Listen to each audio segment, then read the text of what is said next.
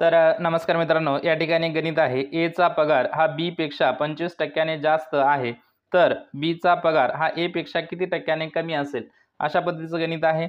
तर अशा पद्धतीचं गणित जर आपल्याला परीक्षेमध्ये विचारलं असेल, तर त्या ठिकाणी आपल्याला काय करायचं, एक सूत्र लिहायचं आहे की टक्के गुणिले 100 भागिले आणि टक्के अधिक 100. पहिलं वाक्य बघायचं. पहिल्या वाक्यामध्ये जास्त हा शब्द आला म्हणून आपण काय केलं, या ठिकाणी प्लस दिलेला आहे, बरोबर आहे.